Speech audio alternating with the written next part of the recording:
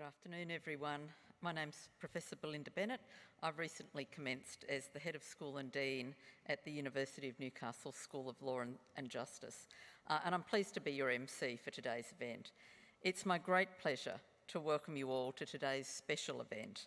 We're here today for the second iteration of the Asia-Pacific Lecture of the University's Asia-Pacific Research Centre, co-hosted with our friends at the Newcastle Institute.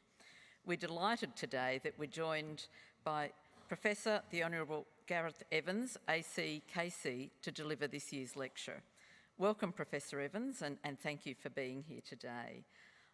We also have a number of special guests joining us today, and I warmly welcome Councillor Margaret Wood at the City of Newcastle, Mr Tim Krakenthorpe, MP, Member for Newcastle, Mr Clayton Barr, MP, Member for Cessnock, and other distinguished guests joining us today.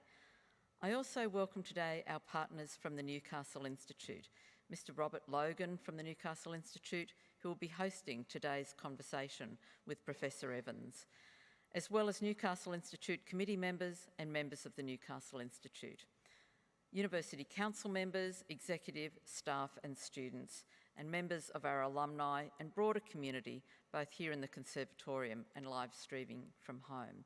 Thank you all for joining us. This afternoon, we gather on beautiful Awabakal and Warramai land, and I would like to pay my respects to the traditional owners and elders, past and present. We're pleased to have Simone Jordan joining us, who will offer a formal acknowledgement of country. Simone is a proud descendant of the Wiradjuri nation with strong links to Warramai and Awabakal country, being born and raised in Newcastle and Port Stephens. Simone is the Indigenous Employment Partner in our university's Office of Indigenous Strategy and Leadership. She's also the Chair of the Awabakal Land Council, a member of the Newcastle Knights Indigenous Advisory Committee and the Birrali Infant and Maternal Health Advisory Panel. Welcome, Simone.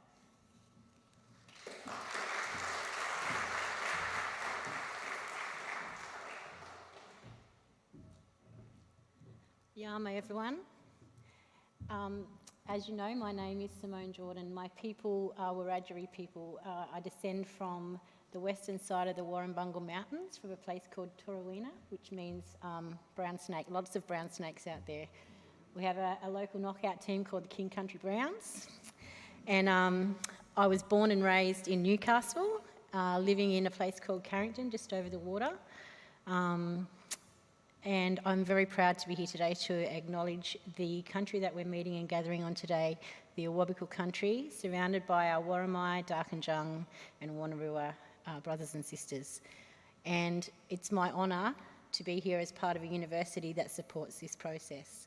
I would like to pay my respects to elders past, present and emerging, and I would also like you all to feel like you're part of the room now you've been officially welcome to country. Our ancestors are watching over you and you're safe and welcome. Thank you very much.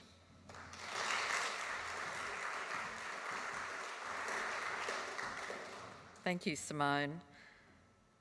The yearly Asia-Pacific Lecture aims to offer our community an opportunity for robust debate around Asia-Pacific affairs and engagement, informed by the extensive experience and expertise and scholarship of our guest speaker.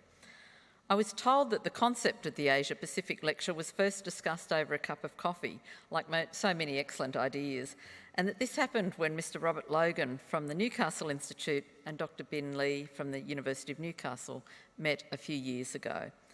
They were talking about the fast-changing external and diplomatic environment, noting how complex it is to see the wood through the trees in terms of Australia's role in and engagement with the Asia-Pacific.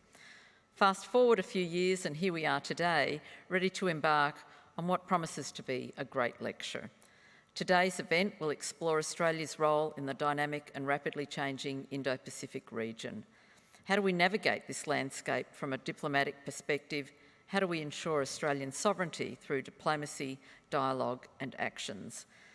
For today's proceedings, Professor Evans will deliver his lecture and he'll speak for about 40 minutes.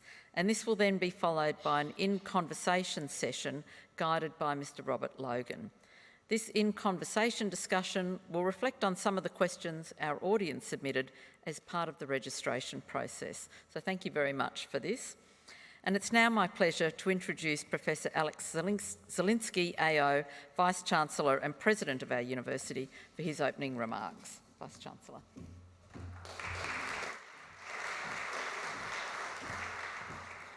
Thank you, Belinda, for the introduction and for emceeing today's event. And thank you also to Simone for her acknowledgement of country. And that was very well done. And I guess that, you know, when we think about our university, that's the Walatuka Institute, that video that you watched, it's almost 40 years to be an overnight success. And when we talk about the university, people are very surprised to know that we've got the most Indigenous students than any other Australian university enrolled, over 1,400 every year. We've graduated more doctors, teachers and nurses who are Indigenous than any other Australian university. It's something we're very, very proud of.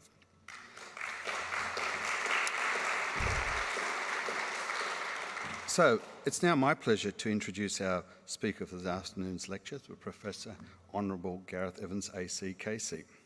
It's always a challenge to introduce a guest with such an impressive record and an outstanding, long-standing career in public life and academia. I'll try to do my best, Gareth. But Professor Evans graduated with first-class honours degree in law and arts from the University of Melbourne. He then achieved a master's with first-class honours in politics, philosophy and economics from Oxford University. He practised as a lawyer and a barrister before entering the Australian Parliament in 1978 to commence a truly stellar career in public life. Professor Evans was elected as Senator for Victoria from 1978 to 1996. He was a cabinet member in the Hawke and Keating Labor governments for 13 years, including serving as Foreign Minister from 1988 to 1996. In 1996, he was elected as the member for Holt and entered the House of Representatives and was the Deputy Leader of the Labor Party. He retired from the Parliament at the subsequent election in 1998. During his time as Foreign Minister, he played a key role in developing the United Nations peace plan for Cambodia, and also founding the Asia-Pacific Economic Cooperation Forum and the ASEAN Regional Forum, and initiating the Canberra Commission on the Elimination of Nuclear Weapons. From 2000 to 2009, he was the President and Chief Executive Officer of the Brussels-based International Crisis Group. He commenced as the Chancellor of the Australian National University in 2010, continuing his tenure until 2020. He's held numerous roles in international policy making, and here's a quick, brief snapshot. From 2000 to 2001, he was the co-chair of the International Commission on the Intervention and State Sovereignty, which was responsible for the groundbreaking report, The Responsibility to Protect. He's been a member of the UN Secretary-General's Advisory Committee on Genocide. And from 2011 to 2015, he was the chair of the International Advisory Board of the Centre for Nuclear Non-Proliferation and Disarmament. He's written and edited over 14 books since 1993. His latest, Good International Citizenship, The Case for Decency, was published in 2022. He's won numerous awards and prizes, to name just a few. He was awarded a Companion of the Order of Australia in 2012 for his service to international relations. And most recently, in May 2023, he was awarded the Republic of Korea Jeju April 13th Peace Prize, recognising his significant contributions over 3 decades to promote peace, reconciliation and human rights. Somehow he still managed the time to contribute extensively to academic and scholarly pursuits and to public discourse. So we're very delighted he's made time for this public dialogue here at our university today. So please welcome the Honourable Professor Gareth Evans to the stage, ladies and gentlemen.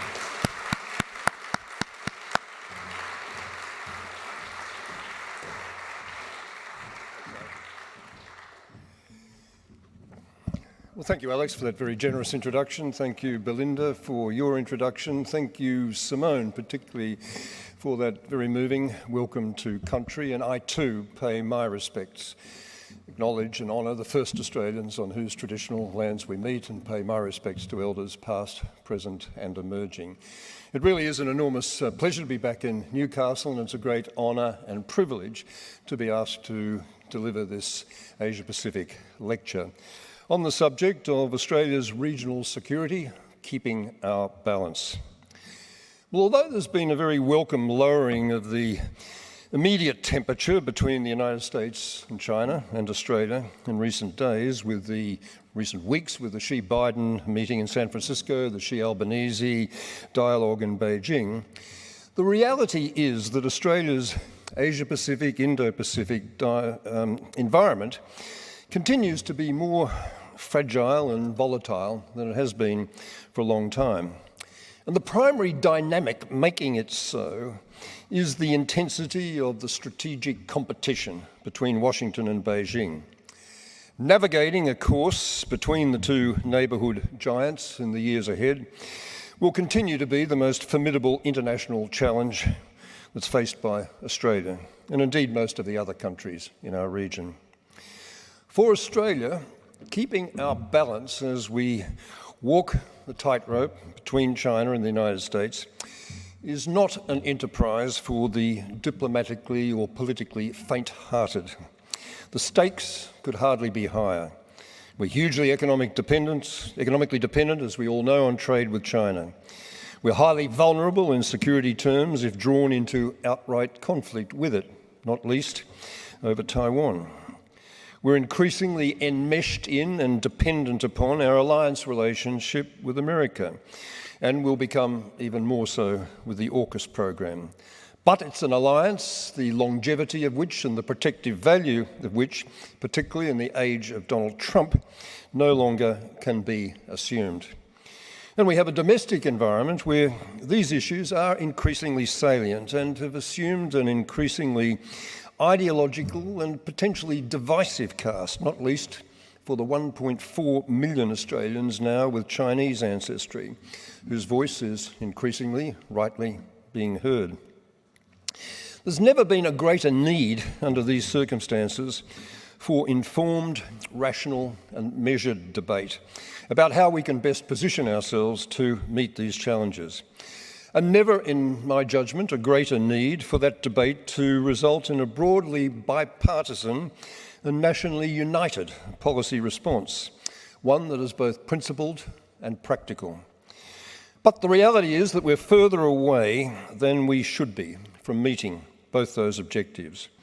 While there is a measure of agreement, and I'll spell it out among Australian policymakers and those who influence them, about the severity of the regional security challenges that we'll face in the years ahead and how we should respond to them, some significant divisions, not all of them healthy or productive, do persist between government and opposition, within the wider think tank, academic and media policy community, and to some extent within the government itself.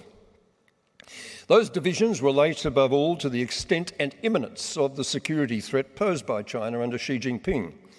They relate to the wisdom of further deepening Australia's alliance dependence on the United States and to how we should be prioritising our defence preparedness.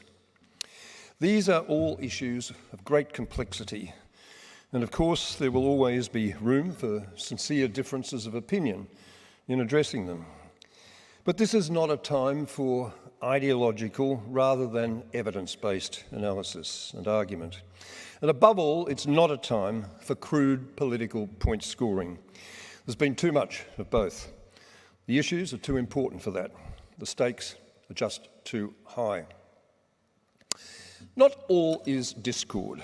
There are concerns about both China and the United States which are broadly shared across the Australian policy community and indeed across most of our wider region. In the case of China, those concerns extend to its international law-defying territorial ambition in and militarisation of the South China Sea, with the so-called 9-dash line this year expanded to be a 10-dash line.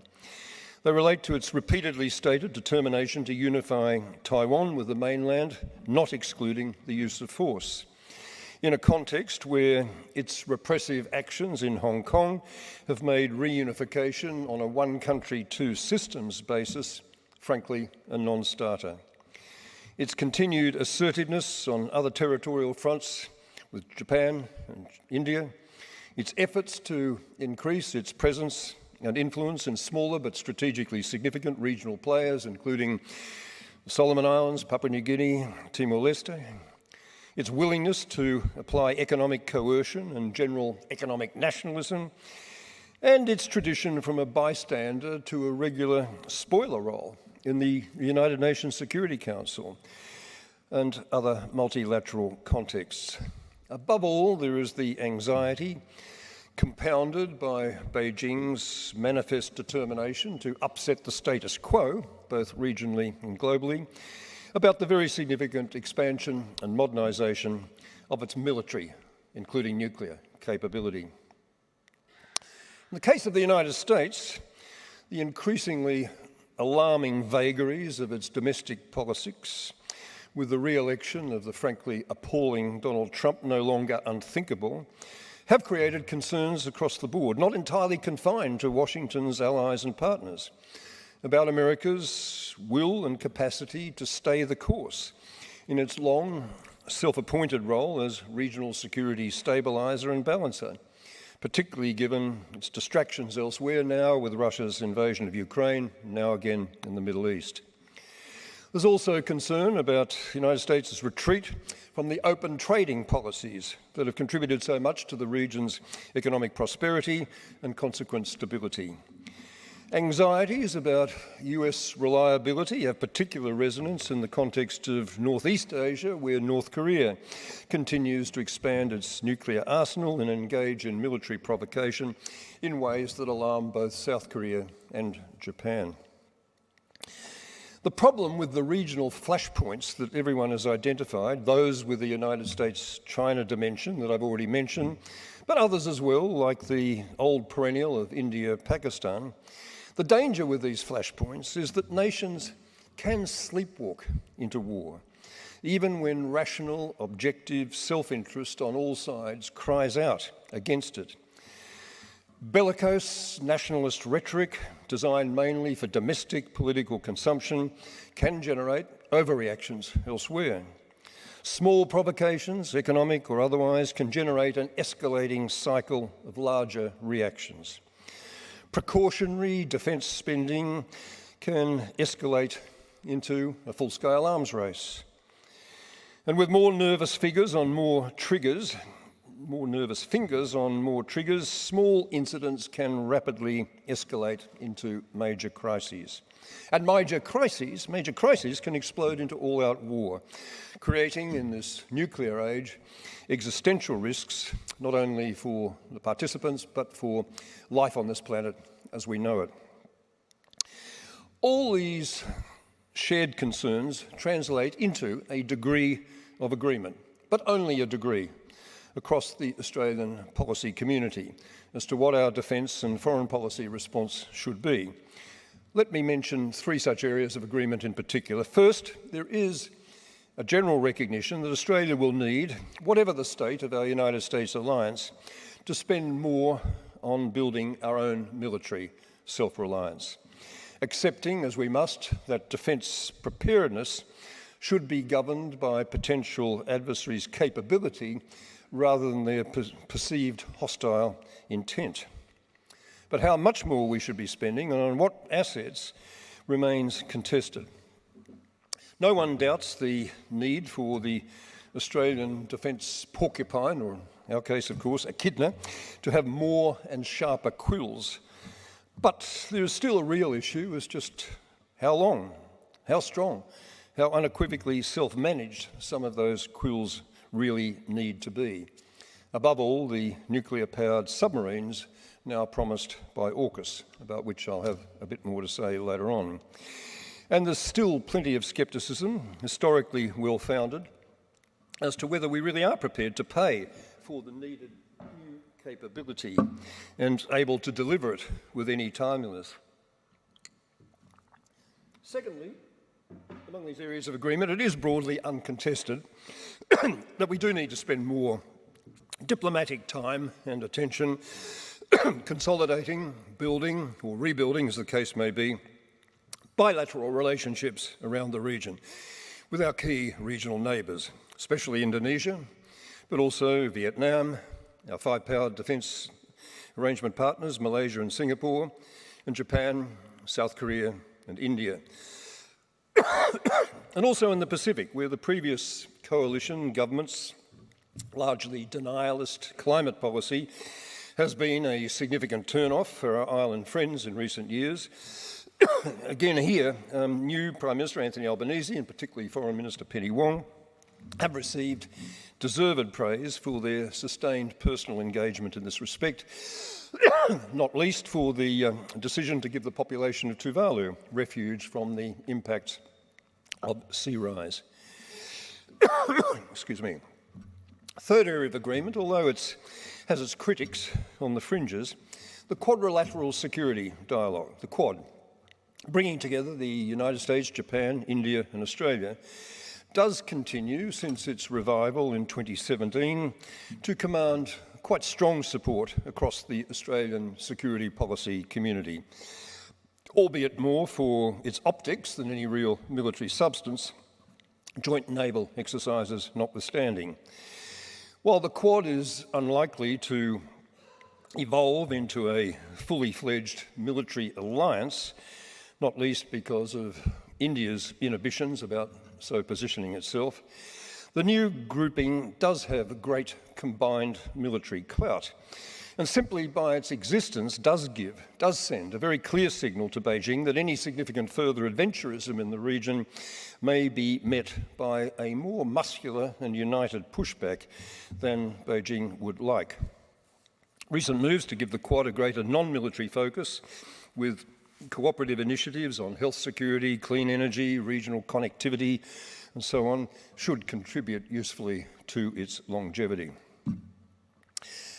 But as encouraging as all this more or less common ground may be, the reality is that there does remain in Australia much that is highly contested within the security policy community, going to three quite fundamental issues: how we should be positioning ourselves diplomatically in relation to China, how we should be positioning ourselves in relation to the United States, and in that context, what particular form our defence positioning should take. In each case, the division can be broadly, albeit crudely, because of course there are exceptions in both camps, broadly described this way. On one side, there's the defence and intelligence community, and those think tanks and media who sail with it. Above all, the largely defence-funded Australian Strategic Policy Institute, ASPI, the Murdoch press almost in its entirety, which might as well be defence-funded, the significant sections of the Nine media empire, and all of whom tend to take a pessimistic view of the threat environment and a disposition to approach most problem-solving through a primarily military lens. On the other side, there's the foreign policy constellation of current and former diplomats and academic think tank and media analysts and commentators, including, I guess, me, who tend to be more optimistic about the possibility of peaceful solutions and more willing to champion diplomacy, dialogue and cooperation as the path to them. This divide remains very pronounced in the case of China. Since the change of government, Prime Minister Albanese and Foreign Minister Wong have both been keen to downplay talk, all too common under their predecessors, about drums of war beating. Penny Wong's speech to the National Press Club in April this year clearly spelled out the new tone when she said that we should, and I quote, not waste energy with shock or outrage at China using its great and growing strength and international influence to advance its national interests, but rather, again, quote, we should cooperate where we can, disagree where we must, and manage our differences wisely. Anthony Albanese has made clear in multiple statements throughout the course of this year, including at the Shangri-La Dialogue in Singapore, the East Asian Summit, the G20 meeting, his own strong commitment in this context to dialogue and cooperation, and diplomacy, to cooperation rather than confrontation. And all that bore fruit, helped, it has to be acknowledged, by a weakening in the Chinese economy, inclining it to be more accommodating. All of it bore fruit in the resumption of bilateral relations that we've seen now formalised by Albanese's visit to Beijing last month to mark the 50th anniversary of Gough Whitlam's icebreaking with China. But that softer tone, for all its obvious rewards, has not found much favour with many in the defence and intelligence community, who do continue to fulminate privately and occasionally publicly about the imminence of the military threat that China poses with the scale of its build-ups, particularly in Taiwan, the threat there, the reality of its determination to build Pacific bases, potentially threatening Australia, the state capture risks of its Belt and Road Initiative, the perfidy of its industrial espionage, and the alarming extent of its influence operations, not least within the now very large Australian diaspora. So you've had, among the strident public statements, our Defence Industry Minister Conroy raging at the recent ALP National Conference, or in August conference, about appeasers, quote unquote, in the context of the AUKUS debate. And you had ASIO head Mike Burgess extraordinarily blasting Chinese intellectual property just a month or two ago as the worst in human history. That in the days leading up to Albanese's visit to Beijing. Very helpful stuff.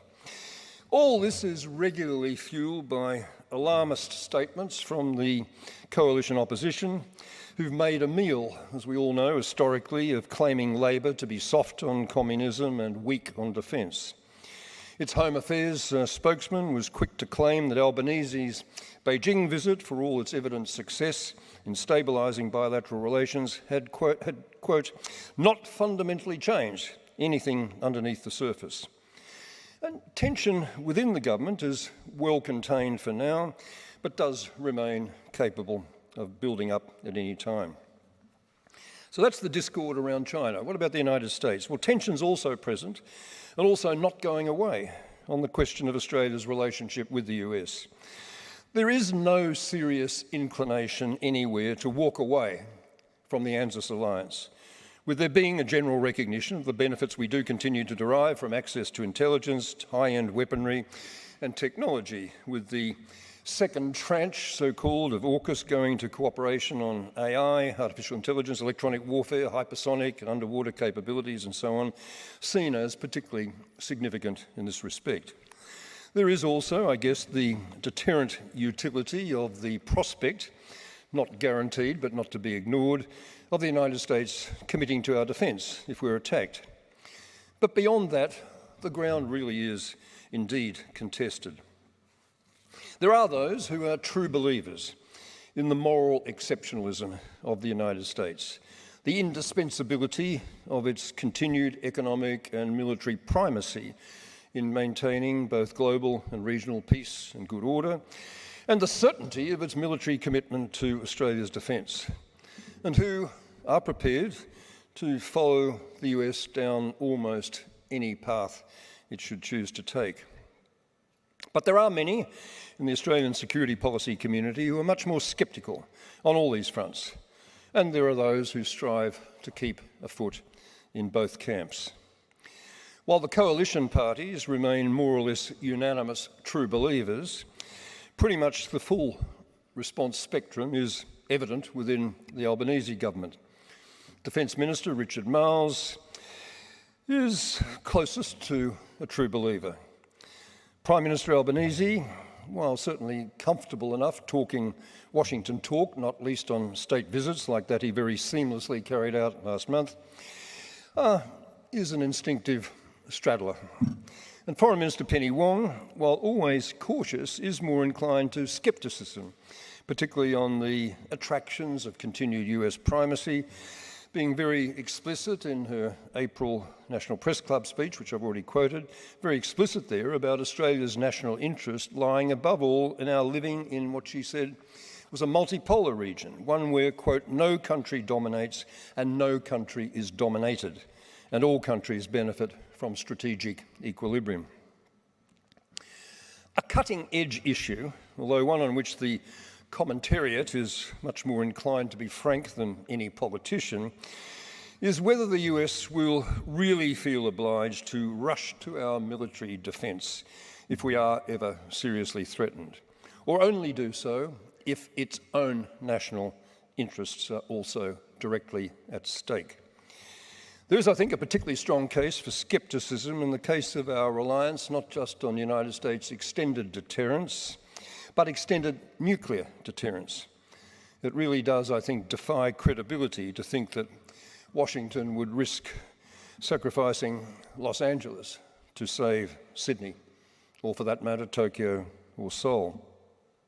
And scepticism on all these fronts will certainly accelerate in the very unhappy event of Donald Trump, who clearly regards allies as encumbrances more than assets, regaining the presidency.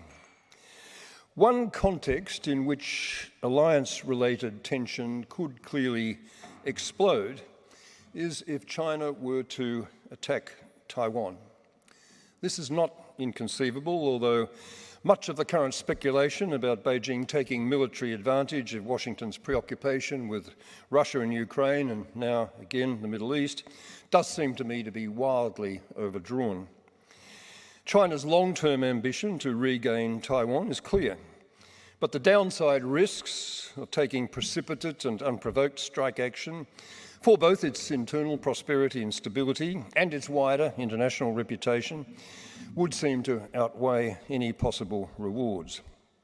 That said, the prospect of an invasion, however remote, will continue to divide Australian opinion. Peter Dutton, then Coalition Defence Minister and now Opposition Leader, of course, said in 2021, and he hasn't resolved from this since, that it was inconceivable that we would not support the United States in any military action it chose to take. Defence Minister Richard Marles made clear his own view in October just this year, 2 months ago, that Australia, quote, cannot be a passive bystander in the event of war. But there is a strong view within a large section of the ALP, which I share, that if it did come to a fight, and one unprovoked by Taiwan, while it would certainly be a very tough call not to join in the defence of a fellow thriving democracy, that siren call should be resisted. The argument is that Taiwan has always been a special case. Its sovereignty, never recognised internationally in the same way as Kuwait's or Ukraine's, and that Australia has little or no capacity to influence the outcome, but certainly a great capacity to suffer if we are drawn into war at any level. The biggest defence issue of all, currently testing the solidarity of the Australian security policy community, and likely to do so for years to come, relates to AUKUS, the desirability and credibility of Australia acquiring a fleet of 8 or more nuclear-propelled submarines under the agreement with the United States and United Kingdom signed by the Morrison Coalition Government 2021, embraced without any evident reluctance by the Albanese government in 2022, and still now there in front of us. The merits of that agreement have come under fire domestically and have done so for 3 main reasons. The first, which has some international buy-in in the neighbourhood and beyond, goes to its implications for nuclear non-proliferation. I think of all the objections to AUKUS, that is the most easily answerable. The boats won't be nuclear armed. Their propulsion units will be lifetime sealed, requiring no refuelling or any Australian production of possibly divertible fissile material. And International Atomic Energy Agency negotiations to establish effective new safeguard protocols do seem quite close now to conclusion. A much more compelling domestic criticism goes to the cost-benefit equation, taking into account the eye-watering estimated cost of up to nearly $400 billion over the next 30 years of the proposed nuclear-propelled submarine program. The gravity-defying delivery timetable, early 2030s for the first United States boat, a decade later for the first new jointly designed and built boat, and sometime in the 2050s for the last, if all goes to plan. These are the questions. Are these boats, for all the undeniable advantages over conventionally powered boats they bring in terms of range, speed, endurance, underwater, firepower, and for now anyway, undetectability, are these really the optimal choice for Australia's defence needs? Would we not be better served by spending the same or less money on getting, much sooner, a much larger fleet of conventionally powered boats, many more of which could be simultaneously at sea, and which may well, with expected advances in detection capability over the next few decades, be no more vulnerable than their nuclear-powered counterparts? If the role of the AUKUS submarines is to be a useful, albeit numerically marginal, add-on to United States underwater capability in the South China Sea and around Taiwan, they can no doubt play that part very well. But if their primary purpose is to protect continental Australia and our Indo-Pacific sea lanes and communication systems from attack, could we not be as well or better served by a larger, much earlier deployed conventional fleet? How much value is really added, here as elsewhere, by moving from a posture of defence of our continent and its archipelagic surrounds to one of distant forward defence? These questions remain basically unanswered. The remaining big question, the third big question, concern about the merits of the AUKUS project, and the one that really worries me most of all, is whether so comprehensively further yoking ourselves to such extraordinarily sophisticated and sensitive United States military technology, whether or not by doing this, Australia has for all practical purposes abandoned our capacity for independent sovereign judgment, not only as to how we use this new capability, but in how we respond more generally to future United States calls for military support. The official response, of course, is that an Australian flag means just that, and that we will retain complete operational independence in the use of these boats, whatever the context. But I have to say that my own experience as Foreign Minister tells me that that's not quite the way of the world, and not quite the way that American pressure works. I'll keep the anecdote a little censored for the occasion, but let me just tell you what makes my mind concentrated in this respect.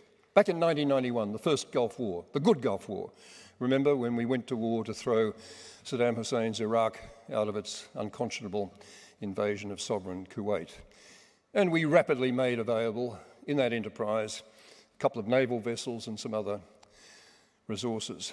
Very early on in the enterprise, the Americans basically commanded the Australian boats, as I remember, to go into a particularly vulnerable location where there was real potential for domestic concerns to blow up, certainly in Australia, were they to run into harm's way. So I called my counterpart, US Secretary of State, James Baker, with whom I had a very good personal relationship, and I said, Jim, you know how much we're on board with this enterprise, how we fully support what we're all trying to do, but this is a sensitive issue for us, and we really would have appreciated just a teensy little bit of consultation about this particular order that you just made.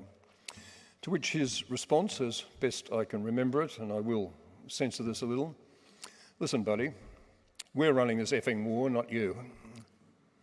That concentrates the mind when we're contemplating what kind of a freedom of independent sovereign agency we might be retaining in future if we buy these boats. These criticisms going to the desirability of the AUKUS submarine program may well be subsumed by a rapidly growing concern about the basic credibility of the deliverability of that program. There has to be real doubt as to whether the United States Congress, in its present mood, will ever support the sale of 3, let alone a possible 5, of these big Vanguard submarines to Australia or anyone else. And given the history of all 3 countries, Australia, the US and UK, in meeting new design and build targets for complex new defence assets, and there are few, if any, more complex projects than building nuclear submarines, anyone who thinks that the second phase of this project has any chance of proceeding smoothly to completion simply, I'm afraid, hasn't been concentrating. And the unhappy reality is that the whole AUKUS project, if the whole AUKUS project falls over, as it might in the next year or two, we have no obvious fallback plan B. Such, many of us would argue, are the consequences of allowing essentially free rein in security policy making to hardliners in the defence and intelligence community, as has essentially been the case in Australia for the last 3 decades. Many of us are hoping that diplomacy will, as the Albanese government has signalled by its early actions, no longer be confined to a second fiddle role. Hoping that the kind of extraordinarily productive, cooperative relationship between defence and foreign affairs and the intelligence agencies that did exist for most of the Hawke Keating Government years can be recreated. And hope that Australia will again play the creative and constructive middle power role that we have in the past on both global and regional security issues. The basic objective of that diplomacy must be to urge upon both China and the United States the need to exercise restraint and to embrace and sustain over time the spirit of détente, which at least for a decade in the 1960s to 70s dramatically thawed relations between the United States and the Soviet Union. From China, further restraint is unquestionably required. It stepped back in recent times from the most strident manifestations of its wolf warrior diplomacy, hostage diplomacy, aggressive trade restrictions, obviously having found a lot of this unproductive or counterproductive and certainly unhelpful in the context of its weakening domestic economy, but China still has a lot of ground to make up. For the United States, the restraint needed is above all to step back from demanding recognition of its continued primacy, both regionally and globally, with Washington now seeing just about every arena as a zero-sum struggle for dominance. The inability to even contemplate language other than the traditional P words, primacy, predominance, preeminence, is continuing to add to regional tensions and may well make those tensions acute. The wisest response that I've ever heard from an American leader in this respect was actually from Bill Clinton in a private, off-the-record event in which I happened to participate with him in California in 2002, 2 years after he left the presidency, in private capacity. He said then, in a small gathering, privately, off the record, no press, he said, America's got 2 choices about the way in which we use this great and unrivaled economic and military power that we now have, then unrivaled. 2 choices. Choice number 1 is to try to use that power to stay top dog on the global block in perpetuity. Choice number 2, and I remember his words exactly, choice number 2 is to try to use that power to create a world in which we will be comfortable living when we are no longer top dog on the global block. Well, that was just pitch perfect because it did anticipate all the tectonic plate shifts that were going to occur and how the United States should most sensibly be positioning itself in response to them. But that language, to my knowledge, was never again used by him, certainly publicly, or by anyone else in high United States office. It's just seen domestically, then as still now, as too politically toxic. The influence of middle powers, like Australia, shouldn't be exaggerated. Some issues will always be above our pay grade. But nor should our voice be dismissed as irrelevant. Australia has played an important role in the past in energising solutions to apparently intractable regional and global problems, like achieving peace in Cambodia, outlawing chemical weapons, banning mining and exploration in the Antarctic. It's also the case that we and others like us have gone missing on some issues where our voices really could have made a difference. For example, in reinforcing rather than undermining the willingness of Presidents Obama and Biden to adopt a posture in relation to nuclear weapons of no first use. We were not willing to put ourselves forward in support of that enterprise any more than Japan or South Korea or the other middle powers in East and Central Europe, and as a result, America backed away from what would have been an incredibly important step towards nuclear risk reduction. I think we do. Australia does. Middle powers do. I think we do have an important role in the present regional security context in emphasising over and again the crucial importance of approaching every divisive issue, not with a confrontational, but a cooperative security mindset.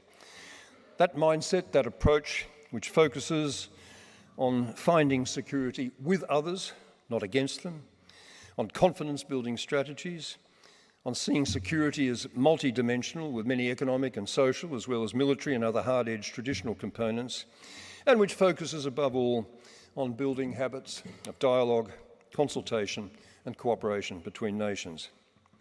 It's not a matter, my final word, it's not a matter of holding back on the tough messages that do need to be delivered. We should never be Washington's patsy, we should never be Beijing's patsy. But it is a matter of practicing restraint and balance in the way in which we conduct all our relationships and encouraging others to do the same.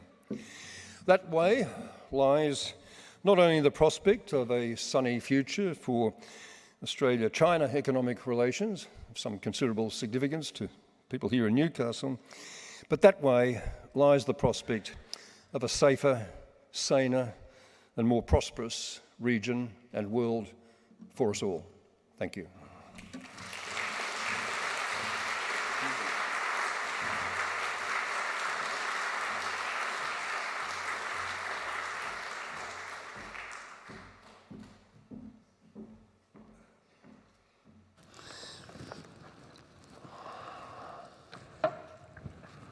Well, thank you, Gareth, for such a thought-provoking, stimulating and considered address.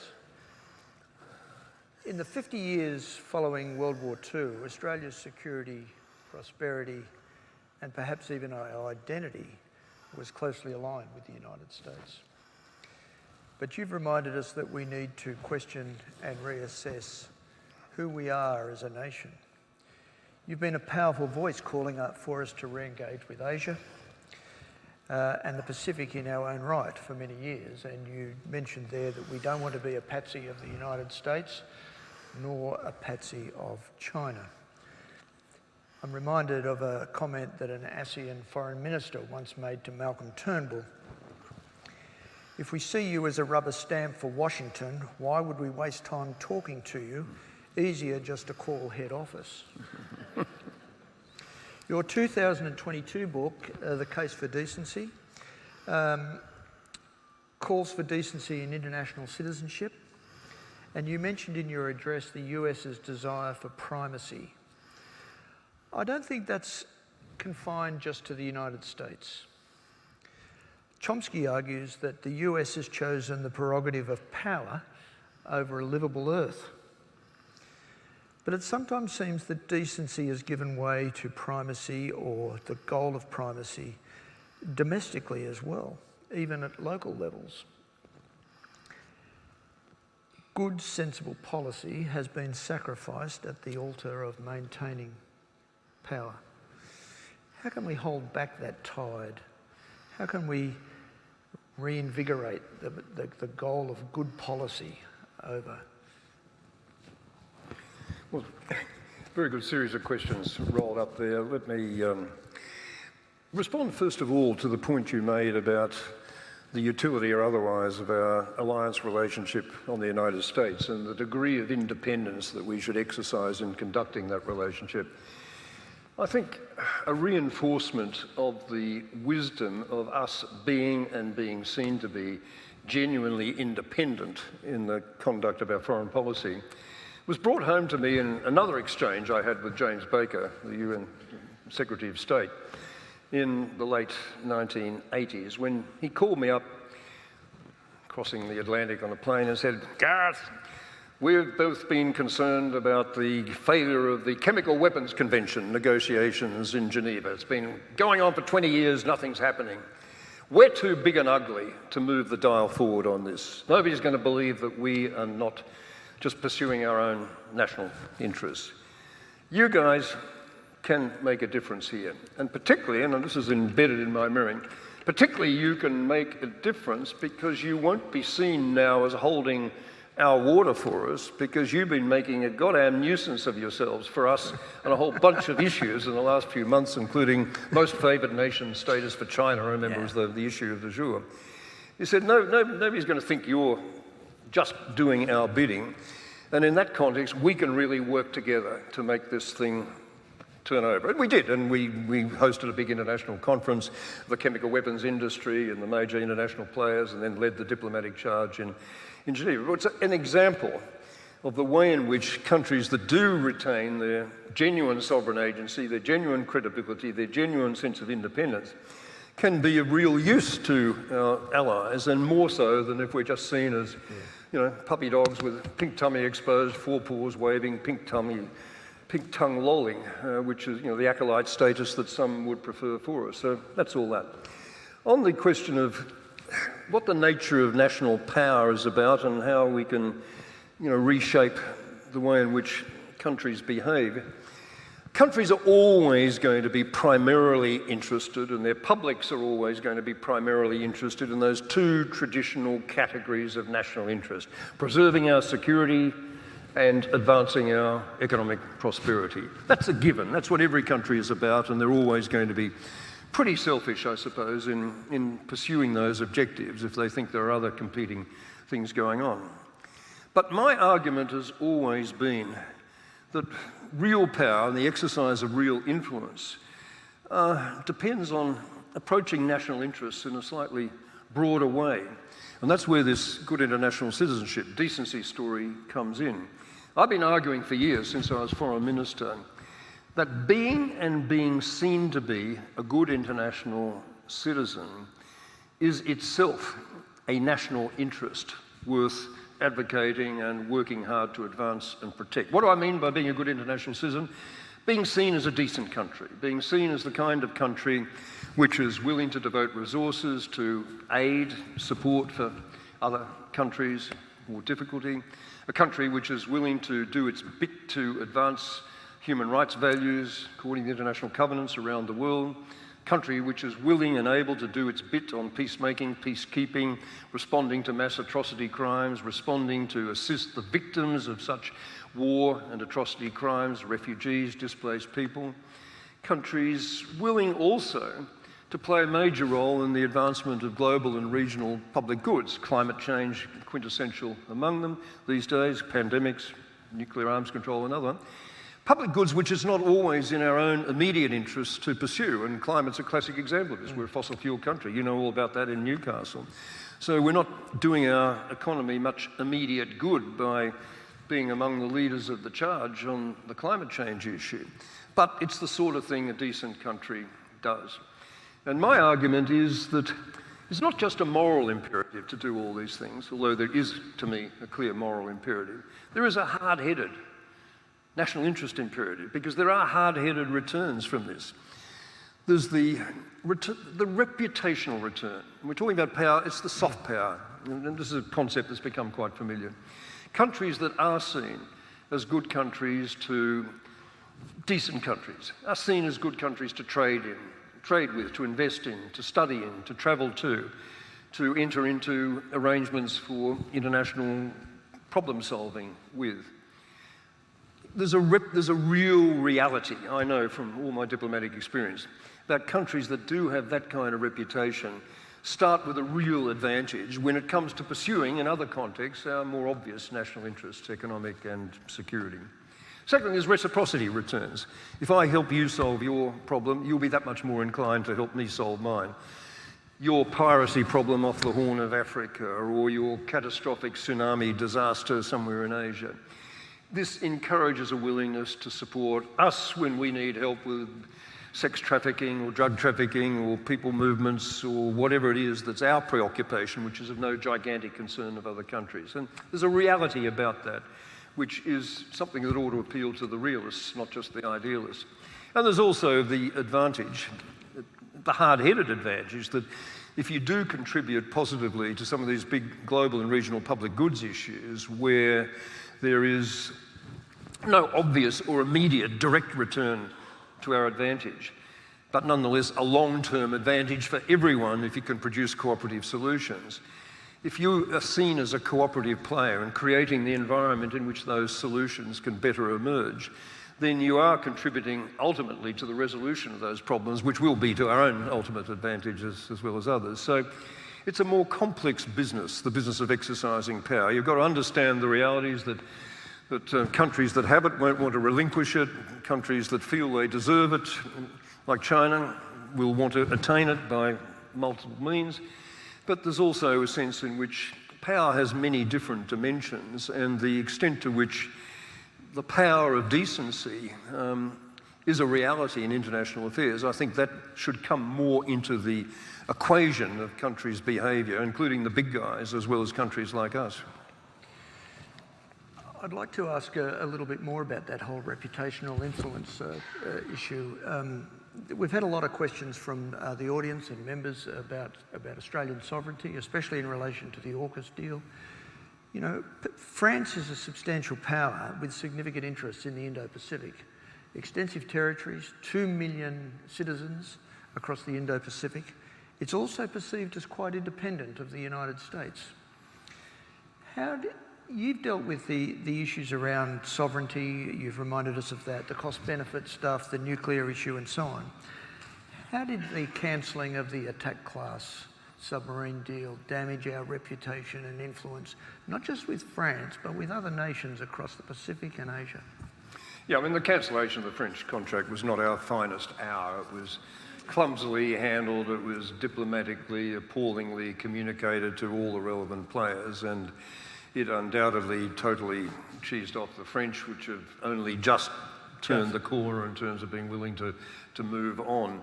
Maybe because they sense that AUKUS is about to fall over and there might be a market again for French nuclear-powered subs. We'll find that out. I mean, it was pretty breathtaking, the insouciance with which the French interest was just dismissed. Yeah. And I think that did have a bit of resonance around the Pacific. I mean, France has got a mixed reputation around the Pacific. The nuclear tests have not been forgotten, haven't been forgotten or forgiven in Australia either, as I can well remember. Or the Rainbow the Rainbow Warrior stuff and other things. But you know, France is a pretty sophisticated, pretty credible, pretty competent player, and I think it's quite silly of us to alienate them in the way that we did. Because they are an important cooperative player in demonstrably pushing back against excesses of Chinese behaviour if those excesses continue and become even more overweening than they have been so far. We'll need all the friends and allies that we have, and I think it is important that we play that particular card a little bit more subtly than we have in recent years. In a recent speech, I think last year, Penny Wong suggested that there were 3 pillars to Australia's foreign policy. The first was set by John Curtin, is the Australia-US alliance. The second, set by Doc Evatt, fashioned the international system, constrained by rules. And the third was the United Nations. And the third was set by Whitlam, who embraced our place in our region. And that was further emphasised, of course, by Keating and, of course, yourself and others. You've addressed the first of these pillars today. And we have a question related to the United Nations by Tony Sullivan. And a number of others have asked questions around this issue. The UN is seen by some as no longer fit for purpose. In fact, Xi Jinping at the 20th Party Congress said it's time to usher in a new international system, one that is more multipolar and more respectful of Asia's power, values and interests. Well, good luck in creating something wholly new out of the present messy international environment. It is critical that the United Nations system be reformed in multiple ways, not least at the very pinnacle, the Security Council composition, which is manifestly a creature of the middle of the last century rather than the power realities of the 21st century. I've been intimately involved with multiple attempts to move that particular dial forward, all totally unsuccessful and look like remaining so for the foreseeable future. But every now and again, the UN does demonstrate its worth. I think it demonstrated that certainly in 2005 at the World Summit, where there was unanimity around the embrace of this concept, which I initiated, of the responsibility to protect against atrocity crimes. Civilians, previously the talk had only been about humanitarian intervention, the right of military intervention, which was imperfectly pursued by the North and absolutely hated by the global South because of all its implications for the big guys throwing their weight around militarily. We actually got unanimity in 2005. As recently as 2011, in the Libyan contest, we were still in the early stages of that doctrine of responsibility to protect in its most extreme form, namely authorising military force by the Security Council. It's got many other dimensions as well, but in its most extreme form, there was a unanimous application of it. Now, things have turned pear-shaped since then. Everything went wrong later on in Libya, and I won't go into the boring detail about that. The Syrian civil war erupted catastrophically. Russia and China have moved from being potentially cooperative players, or at the very least non-intrusive bystanders in these decision-making roles, to being active spoilers. And, you know, we are where we are in terms of the impotence of the United Nations at the top level to make a real difference in resolving these peace and security problems. But, you know, the wheels do turn, and I think we just have to remain optimistic about both the necessity and the desirability of recapturing again that consensus the world needs. And when you multiply enough shocks and enough things go pear-shaped, and there's quite a lot going pear-shaped obviously at the moment, attitudes do gradually change and there is the potential for renewal. And in all of this, we must never forget the hugely significant role that the United Nations plays in so many other ways. You know, refugee agencies, relief agencies, you know, hosting conferences on major policy issues, just the welfare role that it plays, the development role that it plays, the role that the human rights institutions of the United Nations do play in at least keeping alive the promise of respect for human rights. We're never going to be able to, to recreate it. And I mean, as someone once famously said, I mean, you know, blaming the United Nations for what goes wrong in relations with member states and security issues is a bit like blaming Madison Square Garden when the New York Knicks lose a basketball game. I mean, the UN is just the framework institution. Yeah. What matters is the decision-making role of its member states. And if member states are going to kick up rough and be uncooperative and do the sorts of things they've been doing in recent years, well, it's reduced to the role of impotent bystander. Yes, I have to acknowledge that. But don't lose faith, don't lose confidence, because there's no other game in town. There's no institutional game in town. Yes, some of the regional organisations can fill some of these gaps. Yes. But ultimately, there's no other game. And as Doug Hammarskjöld, one of the first Secretary Generals of the United Nations, famously put it, the UN was not created to take us to heaven. It was to save us from hell. And it hasn't been playing the saving us from hell role all that well recently, but there's no other institution I can think of that has a remotely comparable chance of playing that role, so we have to hang in there. And middle power voices like Australia's can be incredibly significant in building coalitions of support for, you know, regaining entry into the saner policy world. We've had a number of questions in relation to Australia's foreign aid record. In your 2022 book, you write that the international target for overseas development assistance has been 0.7% of gross national income. On 2020 figures, Australia now ranks 21st out of 30 nation members of the OECD committee. Our contributions to foreign aid are falling. We have had a number of questions, including, I think I mentioned that, Russ Hancock. What are the long-term reputational influence and other issues around that falling overseas aid? Well, for a country that does pride itself on being a good international citizen, if we like to use this terminology, this is a classic example of failing the test of good international citizenship. We really are now down towards the tail end of the rich country list of donors. So far from getting close to the 0.7% of gross national income international standard, which many countries, Scandinavians, exceed, we are now down below 0.2%, 0.19 at last count, when I last checked a few months ago. And even though Penny Wong has struggled, I was going to say manfully, that's the wrong word, she struggled in the expenditure review context to increase it and guaranteed at least the dollar value continuing. As a percentage of GNI, we're still going backwards. And that, frankly, is disgraceful for a country that is the 12th or 13th richest country in the world.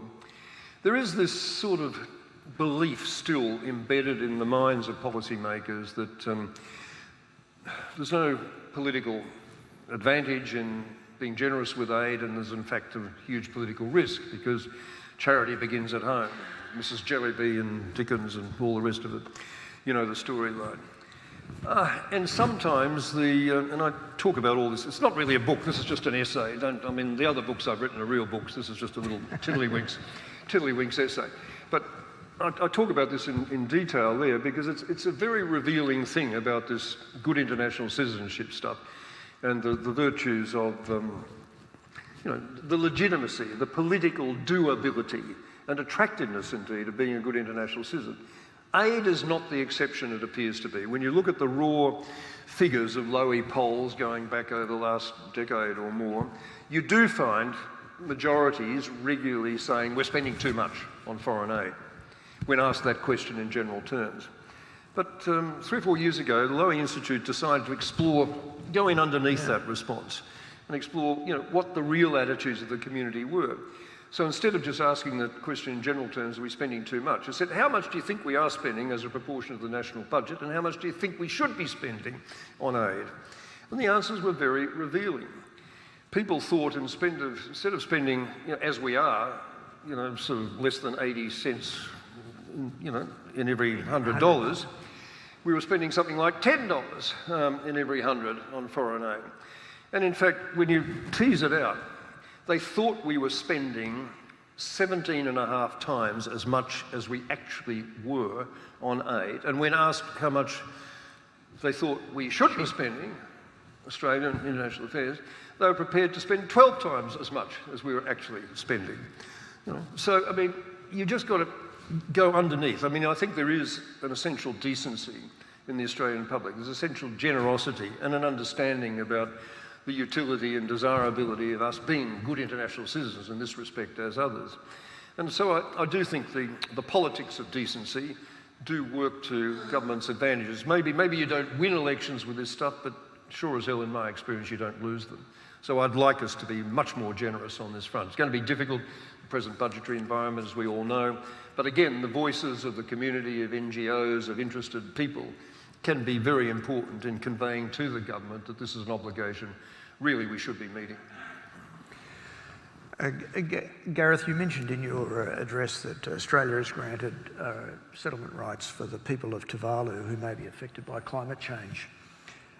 But the trade-off is often not expressed, which is the veto rights of Australia on foreign investment in that country.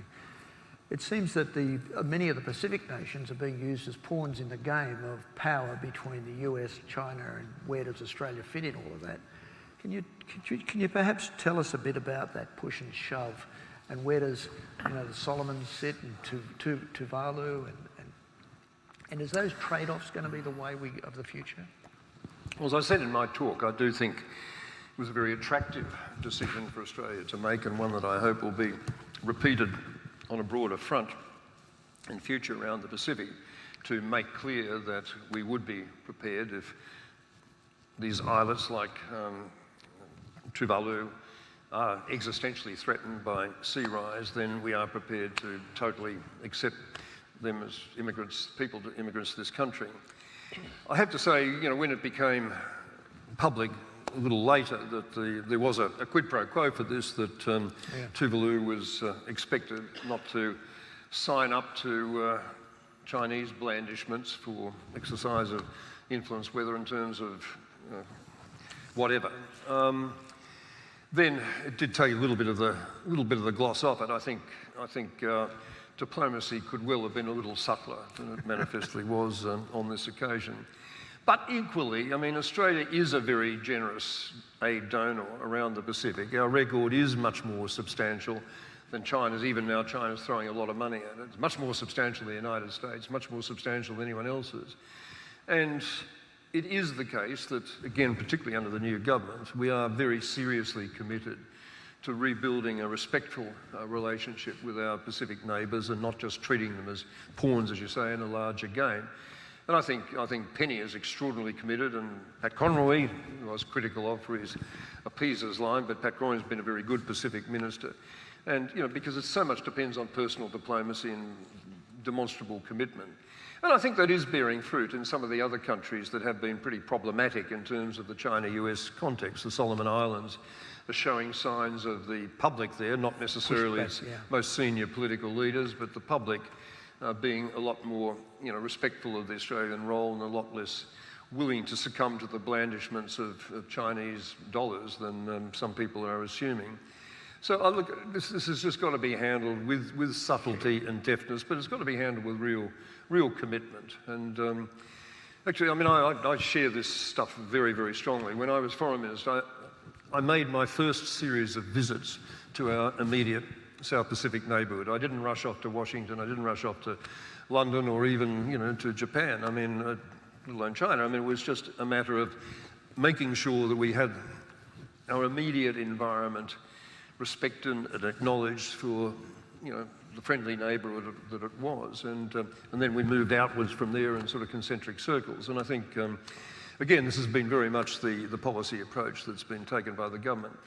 I mean, I think the pudding's been a bit over-egged about the strategic significance of some of these little, you know, small specks in the ocean. And yes, they were strategically significant, as we can all remember from the Second World War. But, you know, in the larger scheme of things, it is possible to be overexcited by the threats and risks this poses. And we're really in a pretty strong position around the Pacific, but we do have to handle our relations with generosity, with respect, and perhaps a slightly greater degree of subtlety than we showed in Tuvalu. Perhaps I could ask you one last quick question. The title of your 2017 book was An Incorrigible Optimist. Yeah. Are you still an incorrigible optimist?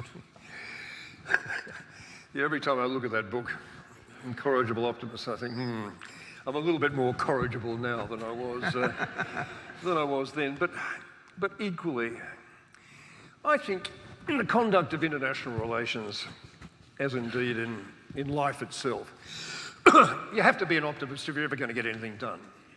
If you don't believe that anything you do is going to make much difference, then it's a bit hard to get out of bed in the morning and devote your life to doing all the bits and pieces that, you know, are supposed to contribute to that.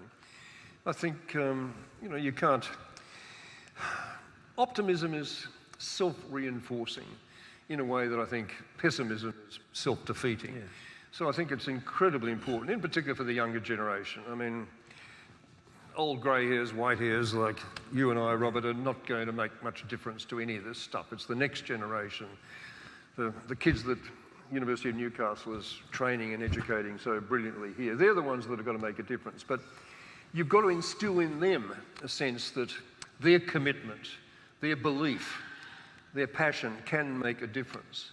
And in that context, their optimism is pretty crucial to sustain. So don't, for all the problems that we're facing at the moment, and there's a multitude of them, we haven't even scratched the surface on Russia, Ukraine, or Gaza, or any of those things.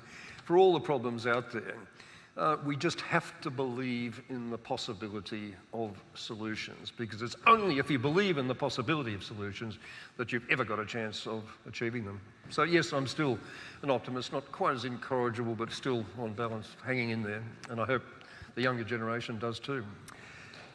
Gareth, can I just conclude perhaps? Yes. Can I conclude with just a vote of thanks to you, Gareth?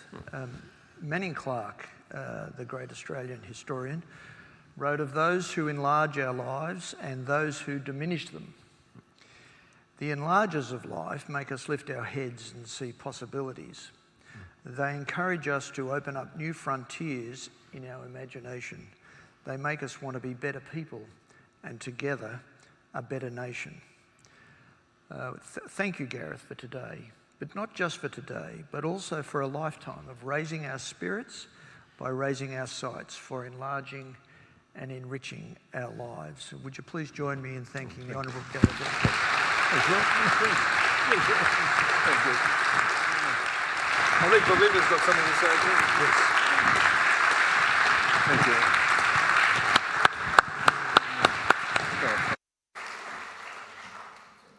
Thank you so much, Professor Evans, for the wonderful lecture, and thanks to Robert for guiding a really fascinating discussion. I have a few final notes of thanks to share before we close the official proceedings. I'd like to extend our appreciation to our wonderful co-hosts, the Newcastle Institute, and to our moderator, Mr. Robert Logan.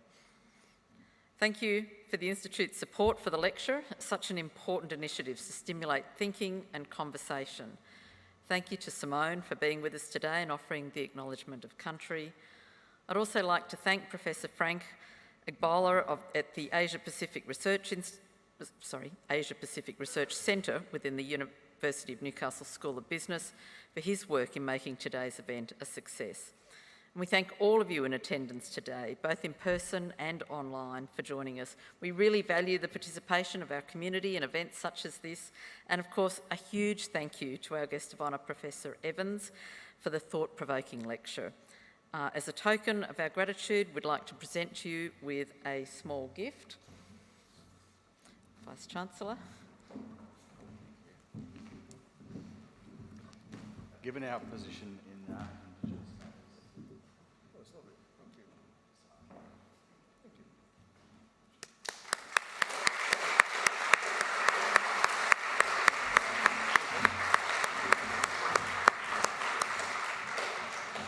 And we invite everyone to stay a little longer out in the foyer. We'll have afternoon tea, and Professor Evans has assured us that he's happy to continue a more informal conversation. So thank you, everyone, and please join me in a final round of applause for Professor Evans.